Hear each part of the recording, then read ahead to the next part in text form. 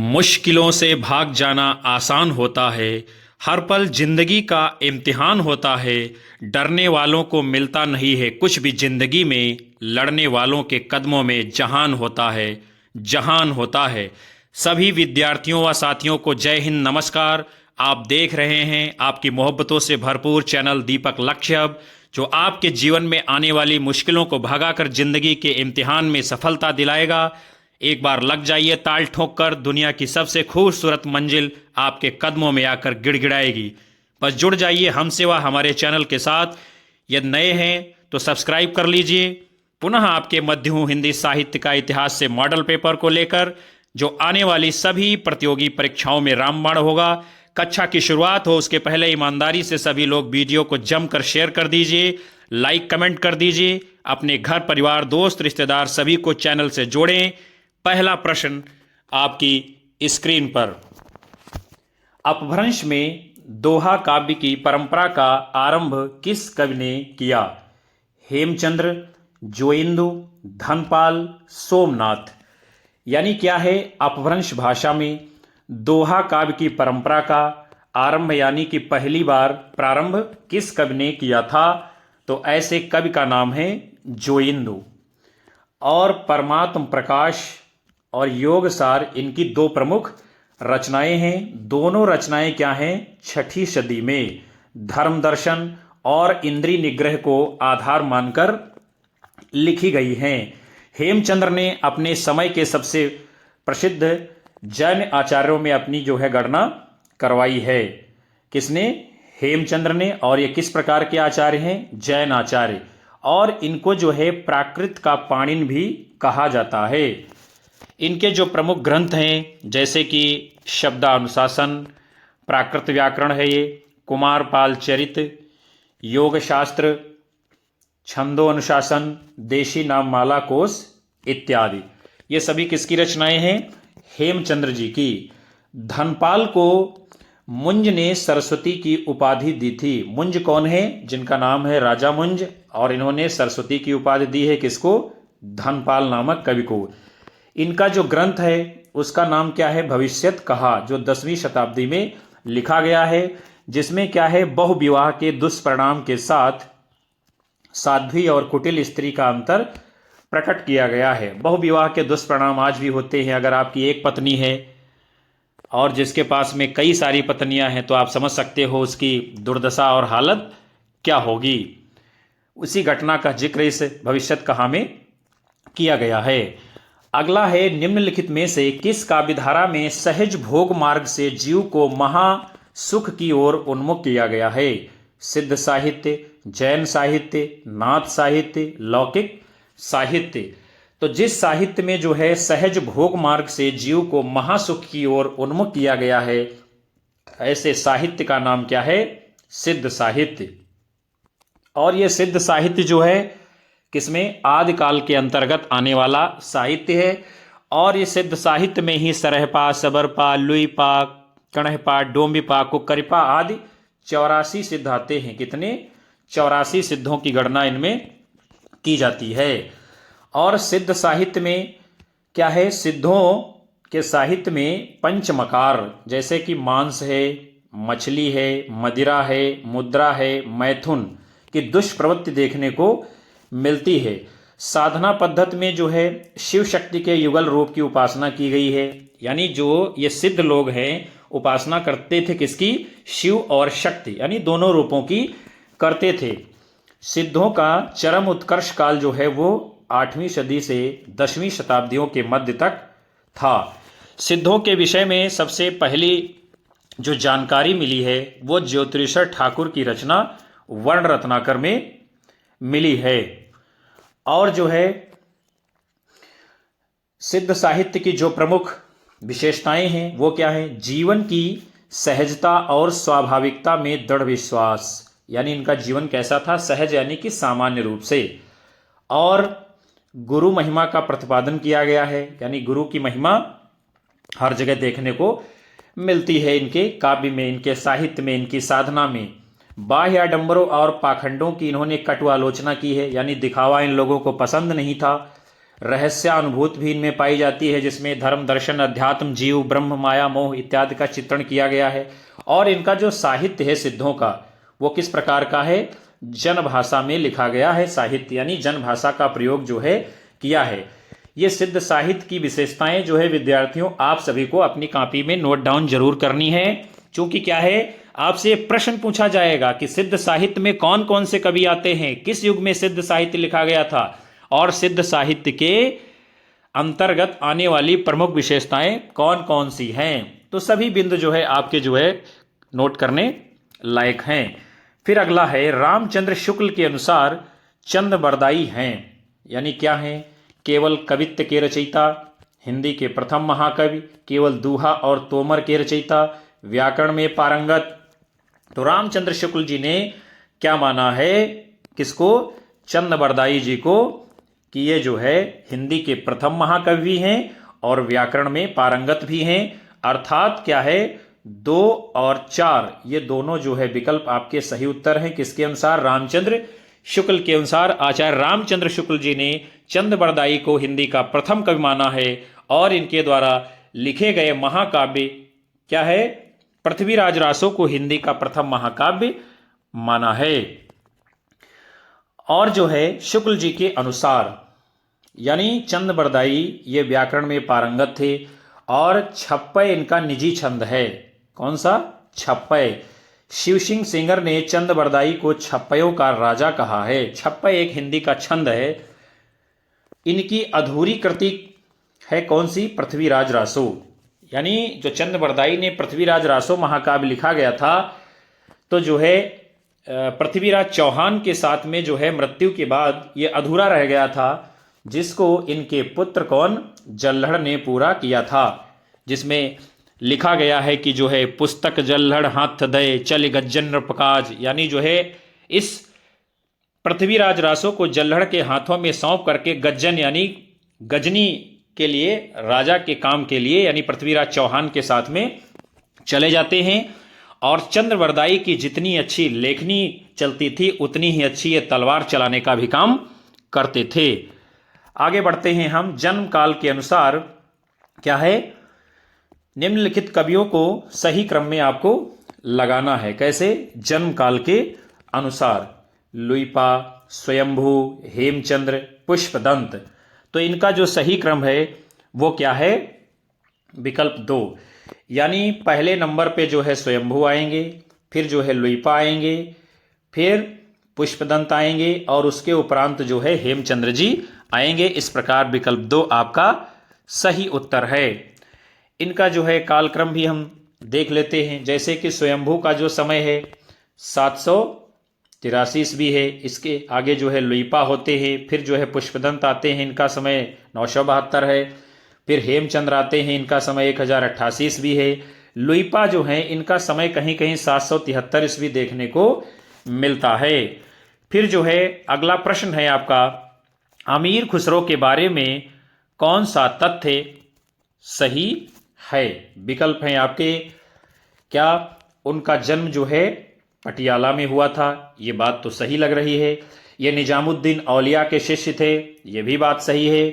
वे Iran और भारत के फारसी में लिखने वाले चोटी के कवियों में से एक थे।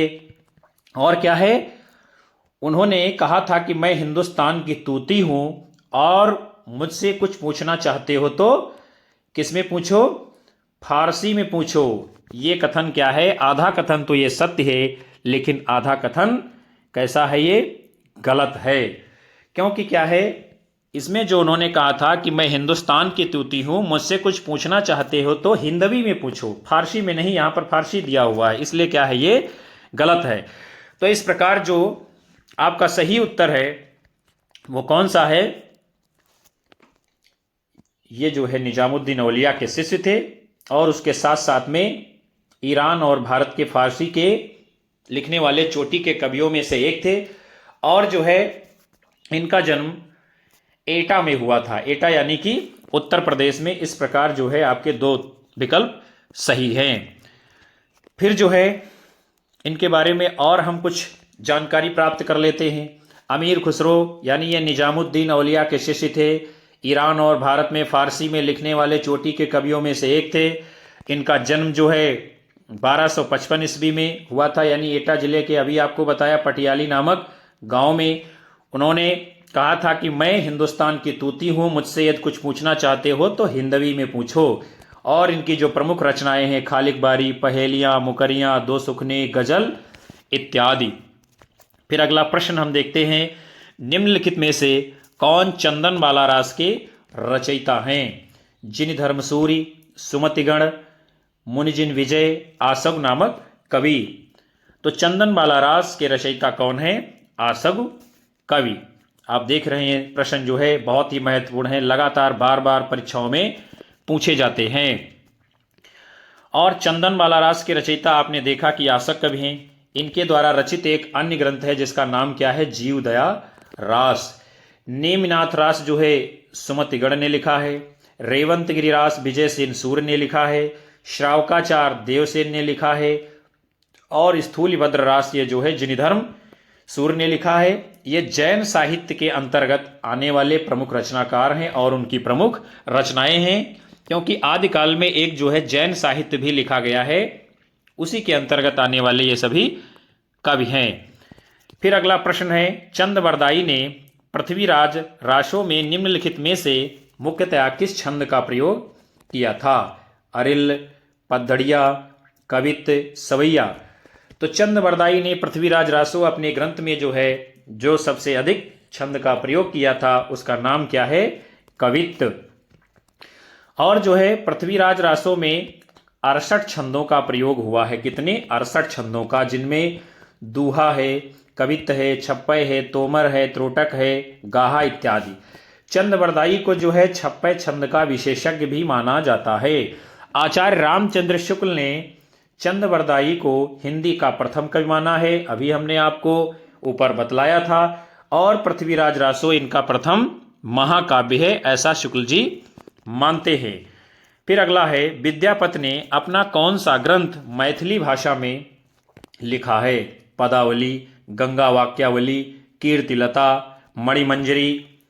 तो जो मैथिली भाषा में लिखा गया इनका ग्रंथ है, बहुत ही मीठा ग्रंथ इन्होंने लिखा है, उसका नाम क्या है?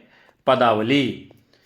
विद्यापति का जो है जन्म 1350 ईस्वी में हुआ था। ये शैव संप्रदाय के कवि हैं। शैव यानी भगवान शिव को मानने वाले हैं। तिरहुत के राजा शिव सिंह और कीर्त सिंह के दरबारी कवि थे। इन्होंने संस्कृत, अवहट्ट तथा मैथिली भाषा में रचनाएं की हैं। इसमें कीर्तिलता, कीर्ति पताका इनकी अवहट्ट की रचना है। गंगा वाक्यावली, पुरुष परीक्षा, ये संस्कृत भाषा की लिखी गई इनकी रचनाएं हैं। फिर अगला है, पौमचर्यु में किसका वर्णन किया गया है? शिव, सीता, भरत, राम। तो पौमचर्यु ये जो ग्रंथ है इसमें क्या है? प्रभु श्री राम की कहानी वर्णित है। और पौमचर्यु के लेखक कौन है? स्वयंभू। इसे पद्मचरित या जैन रामायण भी कहा जाता है। इसकी भाषा किस प्रकार की है? अपभ्रंश भाषा है। इसमें 5 कांड हैं। कितने? 5 कांड हैं। विद्याधर कांड, अयोध्या कांड, सुंदर कांड, युद्ध कांड और उत्तर कांड। और इसमें राम कथा को जैन धर्म के अनुसार परिवर्तित करके प्रस्तुत किया गया है। किसमें? पौमचर्यु नामक ग्रंथ में। फिर अगला है, अमीर खुसरो की पहेलियां और मुकरियां किस भाषा में लिखी हुई हैं? खड़ी बोली में, उर्दू में, अवधी में, ब्रज भाषा में। तो अमीर खुसरो ने अपनी जो है पहेलियां और मुकरियां किस भाषा में लिखी हैं? खड़ी बोली में। और अमीर खुसरो का जो असली नाम था वो क्या था? अबुल हसन। और ये निजामुद्दीन औलिया के शिष्य थे। और अमीर खुसरो को क्या है? खड़ी बोली का आदि कवि कहा जाता है। यानी क्या है? पूरे हिंदी साहित्य में खड़ी बोली में पहली बार कविता करने का काम किसी ने हिंदुस्तान में किया था, तो वो कौन है? अमीर खुसरो जी। ईश्वरी प्रसाद ने अमीर खुसरो को महाकवि या जो है कवियों में राजकुमार की संज्ञा दी है। विद्वानों ने खुसरो के द्वारा रचित ग्रंथों की संख्या कितनी बताई है? 100 के आसपास, जिनमें खालिक बारी, पहेलियां, मुकरियां, दो सुखने, गजल, हालाते कन्हैया, नजरानी हिंदी इत्यादि जो है बहुत प्रसिद्ध हैं। फिर अगला है, डिंगल भाषा का क्या अर्थ है? आदिकाल में जो है विद्यार्थियों डिंगल पिंगल भाषा का प्रयोग किया गया है, लेकिन ये डिंगल है क्या उसके बारे में हम जानते हैं। अवधी और ब्रज के योग से बनी भाषा, हरियाणवी मिश्रित राजस्थानी भाषा, अर्धमागधी भाषा और अपभ्रंश के योग से बनी शुद्ध राजस्थानी भाषा। तो डिंगल का अर्थ क्या है? ऐसी भाषा जिसमें हरियाणवी और राजस्थानी का मिश्रण किया गया है उसे ही डिंगल भाषा कहते हैं। डिंगल और पिंगल ये क्या है? साहित्य में राजस्थानी के दो प्रकार हैं। डिंगल जो है पश्चिमी राजस्थानी का यह साहित्यिक रूप है, यानी जो राजस्थान के पश्चिम भाग में बोली जाती है, और इसका अधिकतर जो साहित्य है वो चारण कवियों के द्वारा लिखा गया। चारण मतलब होता है जो राजाओं के दरबार में रहने वाले कवि होते थे। डिंगल शैली में वीर रस की रचनाएं लिखी गई हैं। ये भी आपको ध्यान रखना है विद्यार्थियों कि वीर रस की रचनाओं में ही डिंगल भाषा का यानी शैली का प्रयोग किया गया है, जबकि पिंगल में क्या होता है? इसकी रचनाएं श्रृंगारिक होती हैं। आगे चलते हैं हम। अमीर खुसरो का जन्म स्थान है, यानी कहाँ हुआ था इनका जन्म स्थान? तो विकल्प है आपके जयपुर, इटावा, एटा, बिहार। तो एटा नामक स्थान पर जो है इनका जन्म हुआ था। किसका? अमीर खुसरो का। और इनका जन्म कब हुआ था? 1253 ईस्वी में। और एटा कहाँ पड़ता है? उत्तर प्रदेश में, पटियाली नामक कस्बे में इनका जन्म हुआ था। और इनके द्वारा रचित जो ग्रंथ हैं खालिक बारी, दो सुखने, पहेलियाँ, मुकरियाँ, गजलें इत्यादि। फिर अगला है शुक्ल जी के अनुसार हमीर रासों के रचनाकार कौन हैं? रूपचंद, जज्जल, विद्याधर, शारंगधर। तो शुक्ल जी के अनुसार हमीर रासों के रचनाकार कौन हैं? शारंगधर जी।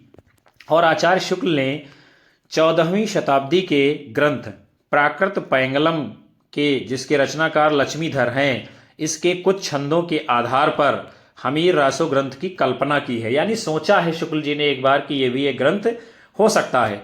राहुल सांकृत्यायन ने क्या किया है?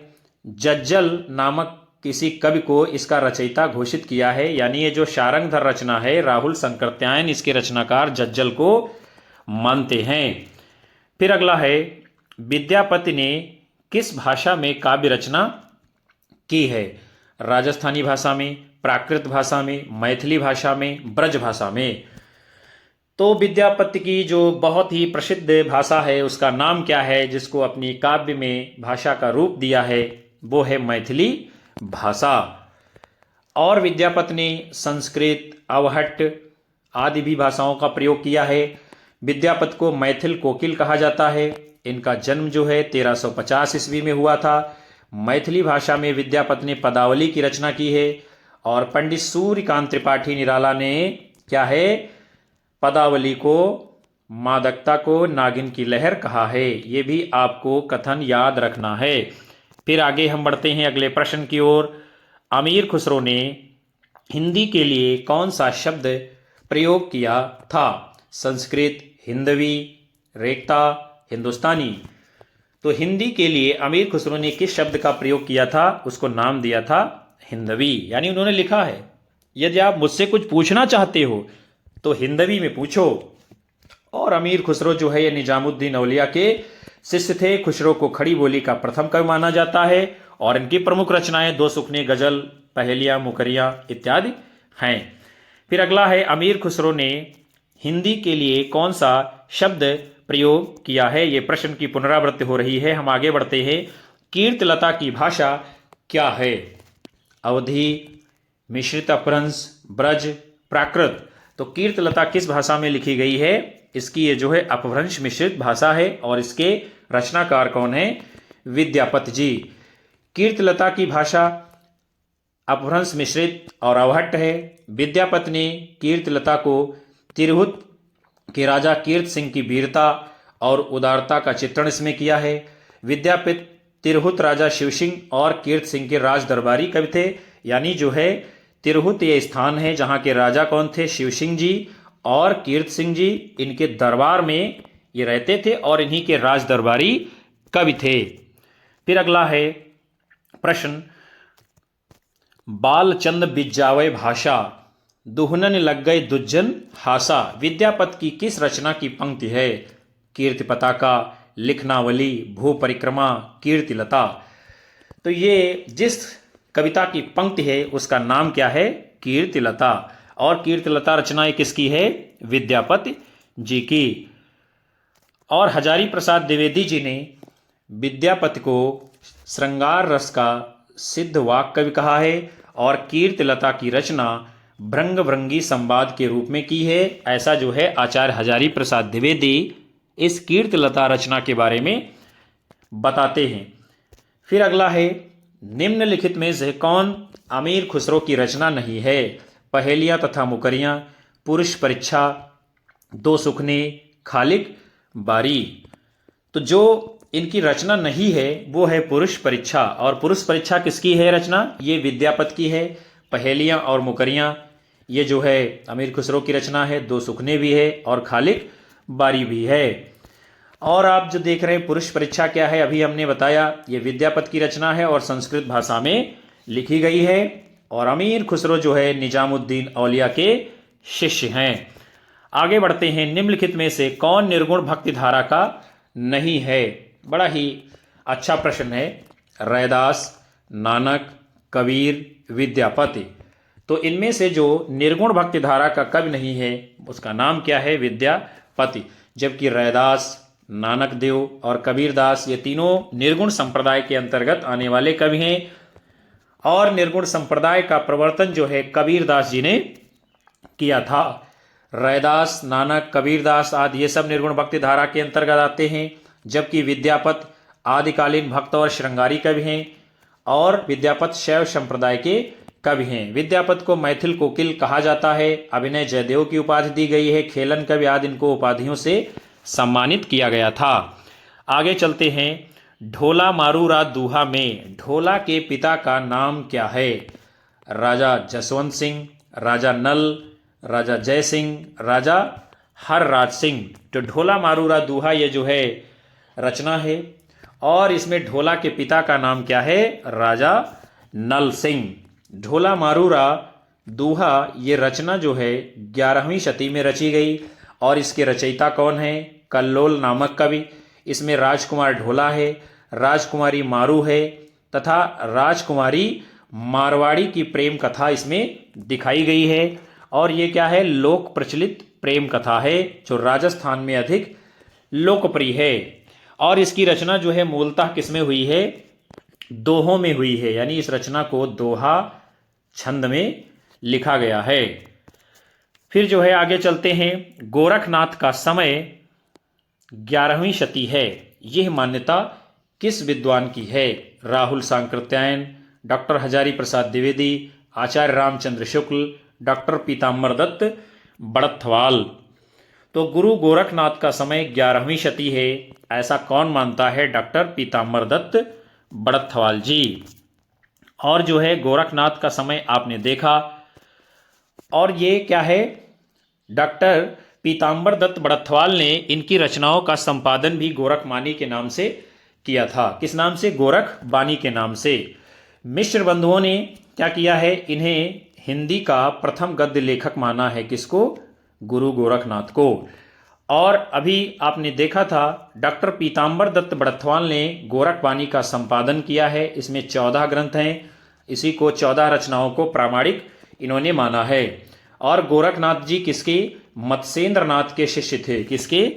मत्स्येंद्र नाथ के। ये भी आपसे पूछा जाएगा कि जो है गोरखनाथ किसके शिष्य थे? तो मत्स्येंद्र नाथ के। फिर अगला है, नाथ सिद्धों की परंपरा से ही छंट कर निकला है। ये कथन किसका है? विकल्प है आपके डॉक्टर राम कुमार वर्मा, राहुल सांकृत्यायन, शिव सिंह सेंगर, आचार्य रामचंद्र शुक्ल। तो नाथ पंथ सिद्धों की परंपरा से ही छट कर निकला है, यानी उसी से आगे जो है इसकी शाखा विभाजित हुई है। तो ये कथन किसने बताया है? आचार्य रामचंद्र शुक्ल जी ने। और जो है शुक्ल जी ने अपनी पुस्तक हिंदी साहित्य का इतिहास के आदिकाल प्रकरण नंबर 2 में कहा है कि जिस प्रकार सिद्धों की संख्या 84 प्रसिद्ध है, उसी प्रकार नाथों की संख्या कितनी है? 9। और सिद्ध कितने हैं? 84। ये सारे बिंदु विद्यार्थियों आपको याद रखना है, आपसे हूबहू प्रश्न पूछे जाएंगे। गोरक्ष सिद्धांत संग्रह के अनुसार जो नवनाथ बताए गए हैं उसमें कौन कौन से आते हैं? नागार्जुन, जड़भरत, हरिश्चंद्र, सत्यनाथ, भीमनाथ, गोरक्षनाथ, चरपटनाथ, जालंधरनाथ और मलयार्जुन। इन्हीं जो है नवनाथों की संख्या गिनी जाती है, इन्हीं को माना जाता है किसमें? गोरक्ष सिद्धांत संग्रह नामक ग्रंथ में। फिर अगला है पिंगल मिश्रित भाषा की रचना है, यानी कौन सी ऐसी रचना है जो पिंगल मिश्रित भाषा में लिखी गई है? बुहड़ोत नैड़सीरी ख्यात, पृथ्वीराज रासो, अचलदास खींची की वचनिका और पाबूजीरा दूहा। तो पिंगल भाषा में जिसका मिश्रण किया गया है जिस ग्रंथ में, उस ग्रंथ का नाम क्या है? पृथ्वीराज रासो। पृथ्वीराज रासो के रचयिता कौन है? चंदबरदाई। और ये है क्या पृथ्वीराज रासो? ये महाकाव्य है और पिंगल शैली का भी इसमें प्रयोग हुआ है जो पहले पूर्वी राजस्थान में प्रचलित थी। ब्रज क्षेत्रीय भाषा शैली के उपकरणों को ग्रहण करते हुए इसकी रचना की गई थी और इस भाषा में चारण परंपरा के श्रेष्ठ साहित्य की रचना हुई है। राजस्थान के अनेक चारण कवियों ने इसका उल्लेख किया है। पिंगल जो है पूर्वी राजस्थानी साहित्य का रूप है और इसका अधिकतर साहित्य भाट जाति के कवियों के द्वारा लिखा गया है। डॉक्टर चटर्जी के अनुसार अवहट्ट ही जो है राजस्थान में पिंगल नाम से विख्यात थी, यानी कि प्रसिद्ध थी। और जो है तोसी तोरी ने राजस्थान की पूर्वी भाग की भाषा को पिंगल नाम दिया है। फिर अगला प्रश्न है आपका क्या कि आदिकालीन हिंदी के संबंध में उपयुक्त नहीं है, यानी आदिकालीन हिंदी के संबंध में कौन सा कथन सही नहीं है? संयोगात्मकता की ओर झुकाव, अड़ा ध्वनि का विकास, ढा ध्वनि का विकास, संयुक्त स्वर ए का प्रयोग। तो जो सही नहीं है वो है विकल्प ए, संयोगात्मकता की ओर झुकाव। बाकी तीनों बातें सही हैं आदिकालीन हिंदी के संबंध में, यानी कि क्या है? अड़ा जो ध्वनि है इसका प्रयोग होता था, ढा ध्वनि का भी प्रयोग हो रहा था, संयुक्त स्वर ए का भी प्रयोग किया जा रहा था। और जो है आदिकालीन जो हिंदी का व्याकरण है उसमें 1000 या 1100 ईस्वी के आसपास तक अपभ्रंश के बहुत निकट इसको जो है माना गया है, यानी किसको? आदिकालीन हिंदी को। भाषा में काफ़ी रूप ऐसे थे जो अपभ्रंश के थे, किंतु धीरे धीरे अपभ्रंश के व्याकरणिक रूप कम होते गए हैं। हिंदी के अपने रूप विकसित होते गए। आदिकालीन हिंदी में मुख्यतः उन्हीं ध्वनियों और स्वरों का प्रयोग मिलता है जो अपभ्रंश में प्रयुक्त होती थी। और अपभ्रंश में केवल कितने? 8 स्वर थे।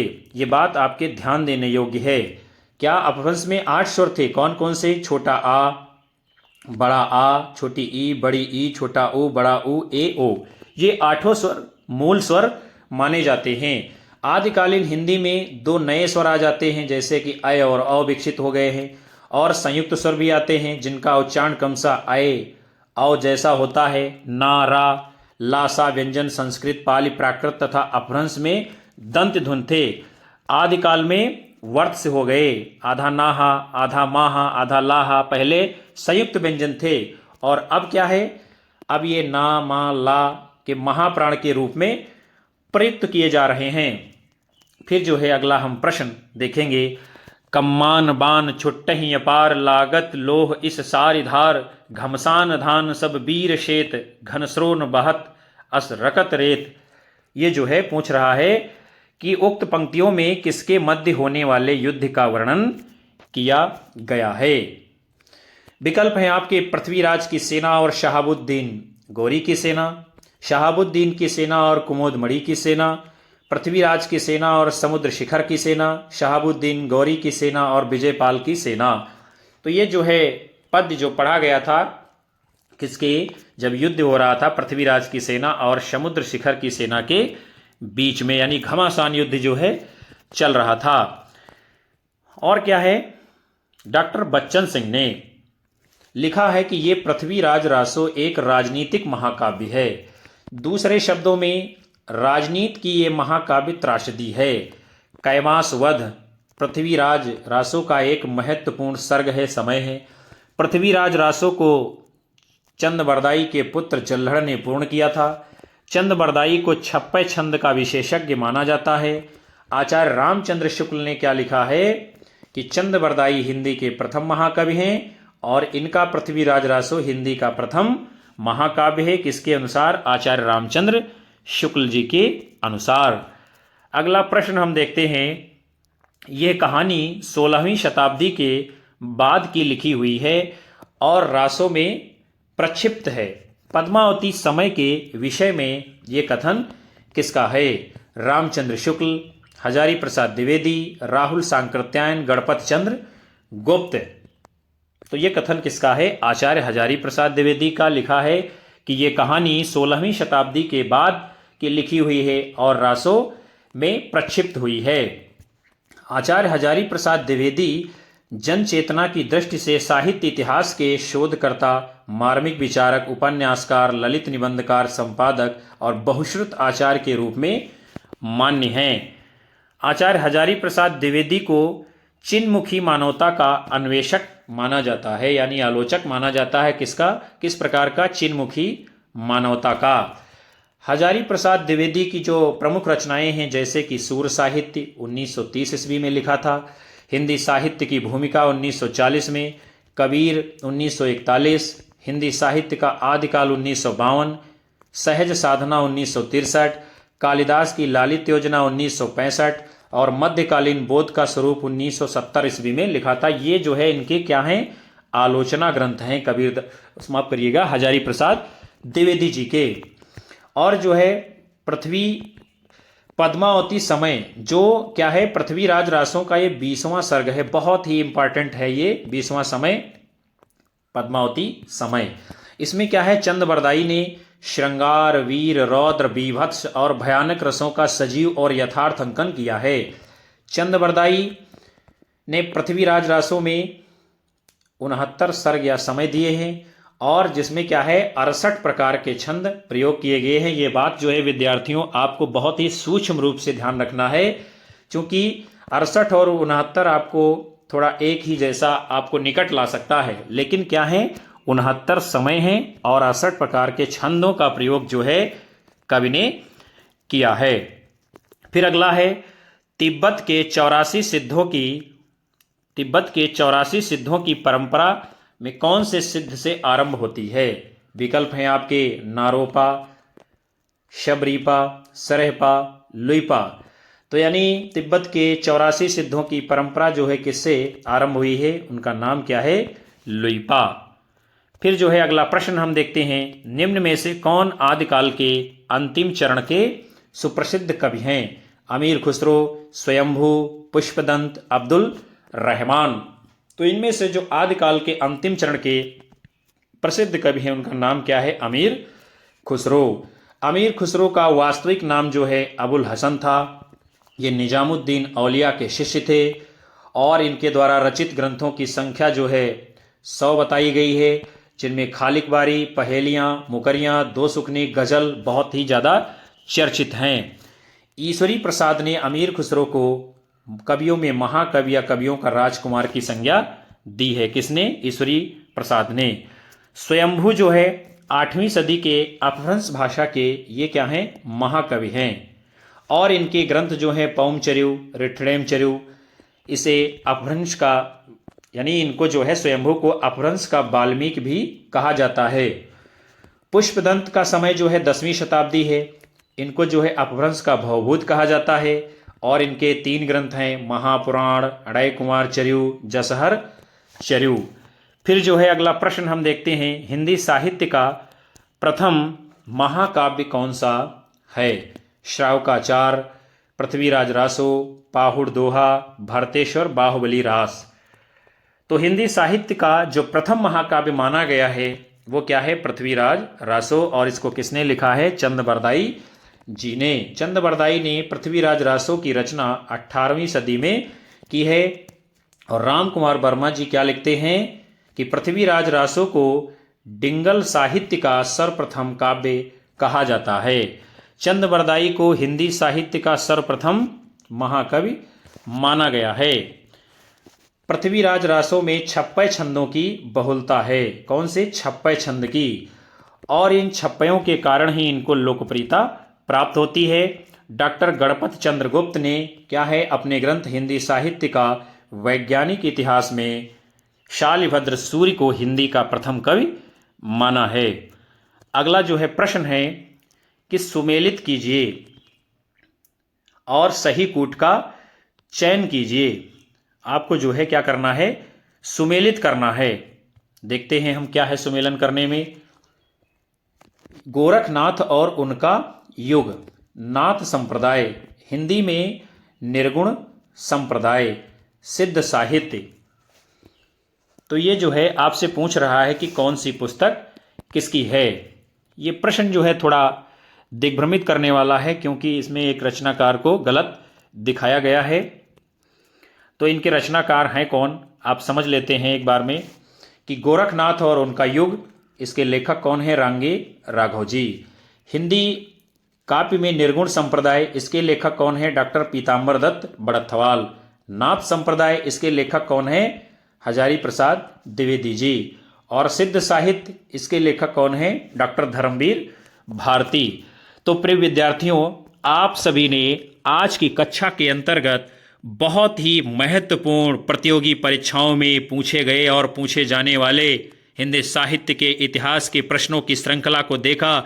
मैं उम्मीद करता हूं कि ये कक्षा आपको पसंद आएगी और इसको अपने दोस्तों में, साथियों में जोरदार तरीके से शेयर करें, लाइक करें, कमेंट करें और अपने अधिकतम साथियों को हमारे चैनल के ऊपर जोड़ें और अपना प्यारा सा कमेंट छोड़ना बिल्कुल ना भूलें। मिलते हैं हम आप सभी को अगली कक्षा में। नमस्कार, जय हिंद, बाय बाय।